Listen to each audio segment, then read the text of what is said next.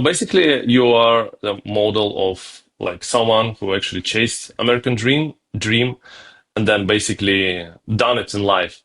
What many people want to achieve. I don't know if you reflected on like because China's like last 20 years was like a lot of growth, and when I asked like Chinese people in China what's the like Chinese dream, they kind of gave me a bit of a similar answer with some nuances, but a bit of similar answer to what we know about American dream. Let's put it in like maybe two parts. One is, do you still believe that American dream is a big driver for many people in the US? And if you ever thought about Chinese dream, what's your thoughts about like China or Chinese Yeah, dream in China? yeah. I think whether it's American dream or Chinese dream is more similar than different. They are pretty much the same dream of every humankind. When you grow up, you want to have an opportunity to make a living, to have a happy life. In many ways, it's interesting, despite the difference in political system, one is capitalistic country, America, one is a socialist country in China. But I think at the people level, family level, economic level, jobs are very much the same. It's a dream that all of us, whether you call it American dream or Chinese dream, is the dream to have a happy life, to pursue happiness, to be free to do so. So, in other words, the aspiration of humankind wants to be secure, to be loved, to live in a peaceful society, to have the opportunity is very much the same. Today, China has been explosive developing economically. So economically, it's much closer to America now. And I think at the people's level, a dream is very much the same. Its dream wants to be happy. Going to China and seeing China and like living in the US, what are the biggest misconceptions about China do you see in America? Maybe when you talk to your friends or to people in the US. The biggest misconception of Americans towards China and Chinese is they think Chinese government and Chinese people are the same thing. That's wrong. In other words, what I'm trying to say is the government is very, very different from US government. It's a political opposite. One is autocracy, one is democracy, one is capitalistic system, one is socialist system, right? But people level, family, pursuit of happiness, economic development, much more alike than different. So the biggest misconception of Americans towards Chinese or any of those socialistic countries is to mix them together. I think that if the government is not good, not democratic, its people is not good. Actually, that's not true. People, as I mentioned earlier, is very much the same. If you're a human being, you have one head, two arms, you have two parents, you have some siblings, and you want to be happy, you want to be peaceful, to be respected, and to be loved. Those are universal human desire. In that case, Chinese people are very much like American people. We all want to be happy. We all want to pursue our economic development. We all want to have a free, happy life. I always tell my American friends, fellow Americans, that when you look at a country, learn to separate its political system, the government, from its people. If we want to influence a country towards democracy, the best way is engagement, not disengagement. If you disengagement, this country, China and others, will all end up like North Korea. That's not the way to do it. Engagement give us the best opportunity to influence that country, not disengagement. And engagement meaning engagement of people. Traveling to China for the last 30 years, what changes do you see through this period of time? Like how China was changing? Because you have this privilege to have the helicopter view. So you're not living there, but you're coming every year and it's easier to notice, the spot the changes in the country.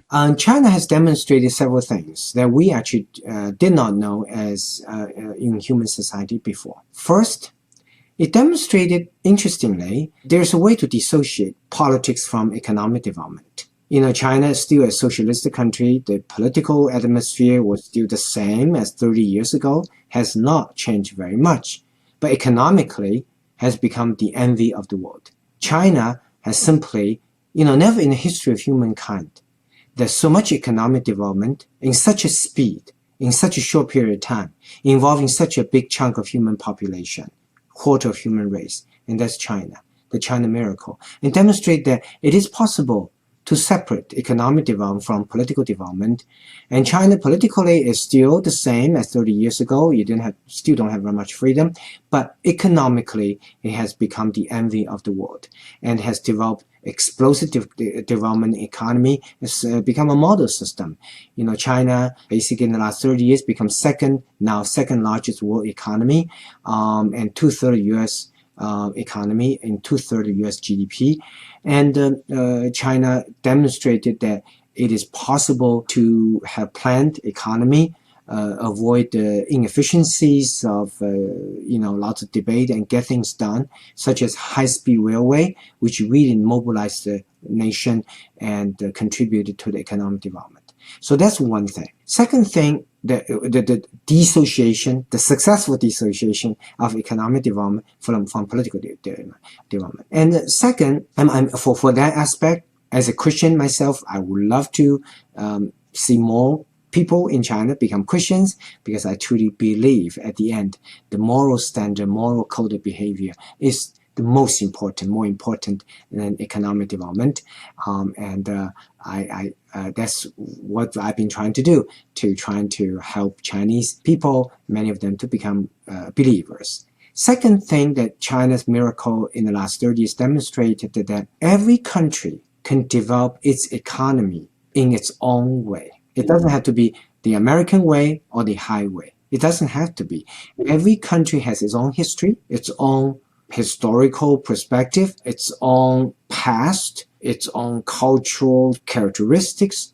So every country should develop its economy in its own way. There's no one particular way of developing economy, as long as the economy fits the caricature of its culture, the history, and as long as the economic development that benefit its people.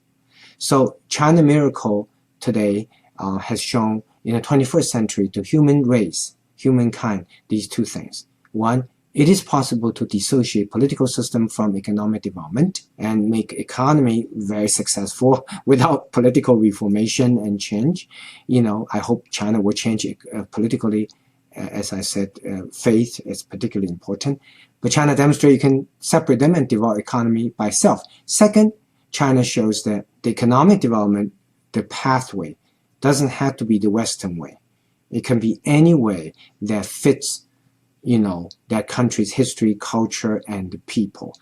African nations can develop in the African way. The South American nation can develop in a South American way. Asian countries can develop its economy in the Asian way. It does not have to be all American way.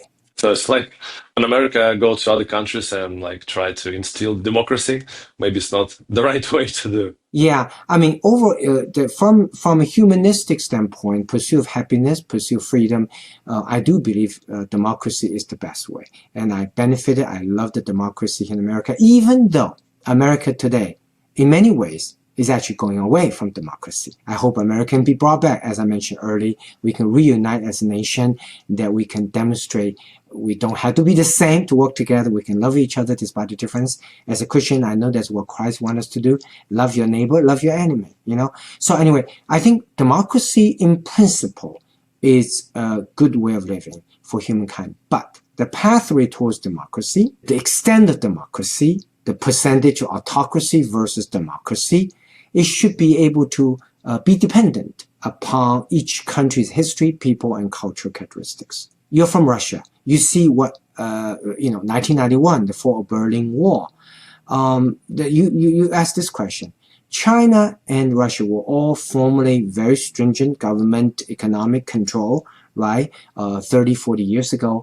But today, China in many ways has demonstrated more successful model in the economic development than countries like Russia and many other countries. Why? I think it's because China realized that it can actually dissociate. Political is the same. Economic development can be quite free, and many other countries, perhaps including Russia, that did not realize that. They're trying to, carry out political reform at the same time. It does not work. The political reform, democracy, the form of it, the extent of it, the pathway towards it, how fast it develops, is very much dependent upon that country's history, people, and culture. China, when it's opened up in 30 years ago. The number one priority is not democracy. It's hunger. It's poverty. So you have to prioritize that first.